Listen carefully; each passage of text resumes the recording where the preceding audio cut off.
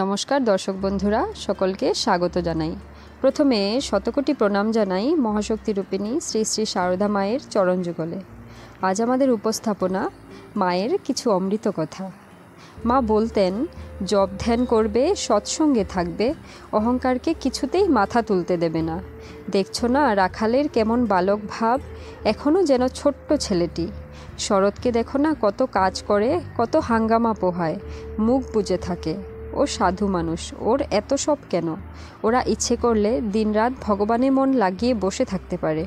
এদের চরিত্র চোখের সামনে ধরে রাখবে, এদের সেবা করবে, আর সর্বদা মনে ভাববে আমি কার সন্তান, কার আশ্রিত। যখনই মনে কোনো কুভাব আসবে মনকে বলবে তার ছেলে হয়ে আমি কি এ কাজ করতে পারি। দেখবে মনে বল পাবে, শান্তি পাবে। মা বলতেন, যার উপর যেমন কর্তব্য করে যাবে, কিন্তু ভালো এক ভগবান ছাড়া আর কাউকে বেশো না। ভালোবাসলে অনেক দুঃখ পেতে হয়। শ্রী শ্রী মায়ের নিকট আমার মন্ত্রগ্রহণের কথা শুনে আমাদের বাড়ির গুরু আমায় শাপ দিয়েছিলেন। মাকে সে কথা লিখেছিলুম। মা চিঠিতে উত্তর জানালেন, যে ঠাকুরের শরণাগত হয় তার ব্রহ্মশাপেও কিছু হয় না, তোমার কোনো ভয় নাই। মা বলতেন, ভয় কি, বিবাহ করেছ, ঠাকুরের ইচ্ছাতে সেও ভালো হয়ে যাবে, হয়তো তার কোনো সুকৃতি আছে। বলতেন, বিদ্যার চেয়ে অবিদ্যার জোর বেশি, অর্থাৎ অবিদ্যা মায়া সংসারকে মুগ্ধ করে রেখেছে। মা বলতেন, হ্যাঁ হবে বই কি, শিব বাক্য আর তার মুখের কথা, সে কথা মিথ্যা হবার জো নাই। সুরেন্দ্র মিত্রকে তিনি বলেছিলেন, যার আছে সে মাপো, আর যার নেই সে জপ, সকলকে লক্ষ্য করিয়া তাও না পারো ঠাকুরকে দেখাইয়া শরণাগত। একটু মনে রাখলেই হলো, আমার একজন দেখবার আছেন, একজন মা কি বাবা আছেন। মা বলতেন, বিশ্বনাথ দর্শন স্পর্শনে পাপ ক্ষয় হয়, তাতেই দীর্ঘজীবী হয়। বৃন্দাবনের শাখের জল গায়ে দেয়, প্রসাদ খাওয়ায় বলে দীর্ঘজীবী হয়। সাধু সন্ন্যাসী মানুষ বিয়েতে যাবে কেমন করে, অন্য সময়ে যাবে বই কি। মা বলতেন, একটি মেয়ে একটি কলসি ও ঝাঁটা হাতে করে দাঁড়িয়ে রয়েছে। আমি জিজ্ঞাসা করলুম, তুমি কে গো? সে বললে, আমি সব ঝেঁটিয়ে যাব। আমি বললুম, তারপর কি হবে? সে বললে, অমৃতের কলসি ছড়িয়ে যাব। তাই বুঝি হচ্ছে? মার মুখে শুনতুম যে যখন হয় উপর 3 বছর দুর্ভিক্ষ হয়। 2 বছর হয়েছে কি? হ্যাঁ বাবা, তিনি স্বামীজি নিজের দেহের রক্ত দিয়েছিলেন পরের জন্য।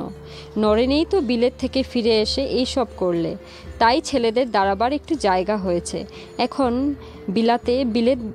বিলাত বলিতে শ্রীশ্রীমা আমেরিকা বুঝিয়াছিলেন, 4 জন ছেলে আছে। মা বলতেন, বসন্ত অর্থাৎ স্বামী পরমানন্দ এখানে চিঠিপত্র লেখে, টাকা কড়ি পাঠায়, সেখানে বক্তৃতা দেয়।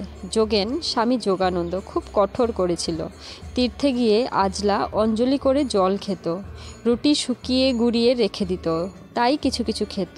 তাতে খুব পেটের অসুখ করে, তাইতেই ভুগে ভুগে দেহ গেল। সংসারে কি সুখ আছে, এই আছে এই নাই। সংসার বিষের গাছ, বিষে জেরে ফেলে। তবে যারা সংসার করে ফেলেছে তারা আর কি করবে, বুঝতে পেরেও কিছু করতে পারে না।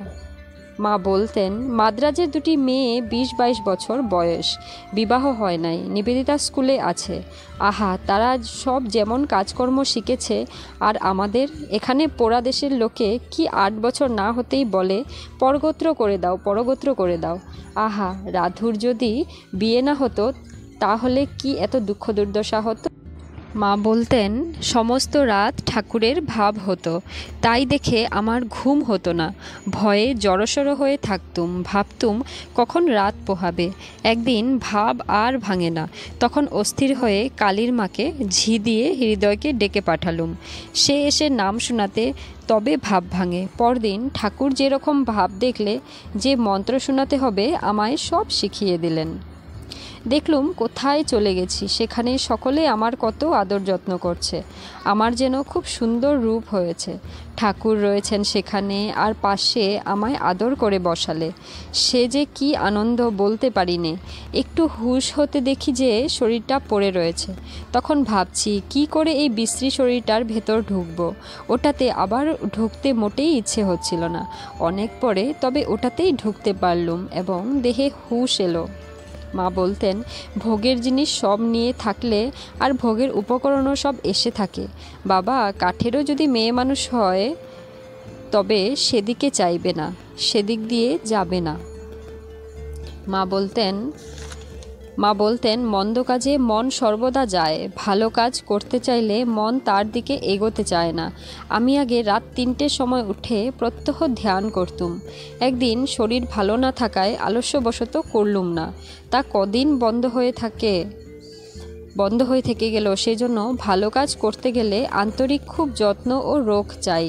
যখন নহবতে থাকতুম, রাতে যখন চাঁদ উঠত, গঙ্গার ভিতর স্থির জলে চাঁদ দেখে ভগবানের কাছে কেঁদে কেঁদে প্রার্থনা করতুম, চাঁদেতেও কলঙ্ক আছে, আমার মনে যেন কোনো দাগ না থাকে। নবতে থাকবার সময় ঠাকুর এমনকি রামলালকেও আমার কাছে আসতে বারণ করতেন। রামলাল তো ভাসুরপো হয়। এখন তো সকলের সঙ্গে কথা কই, সকলের সামনে বেরোই। তো বন্ধুরা, আপনাদের যদি আমাদের এই ভিডিওটি ভালো লেগে থাকে তাহলে একটি লাইক করবেন, এবং আপনারা যদি আমাদের এই চ্যানেলে নতুন হয়ে থাকেন তাহলে চ্যানেলটি সাবস্ক্রাইব করে পাশে থাকার অনুরোধ রইল আপনাদের সকলকেই। নমস্কার আপনাদের সকলকে, ভালো থাকবেন আপনারা সকলে। জয় মা, জয় শ্রী শ্রী ঠাকুর রামকৃষ্ণ, জয় স্বামীজি।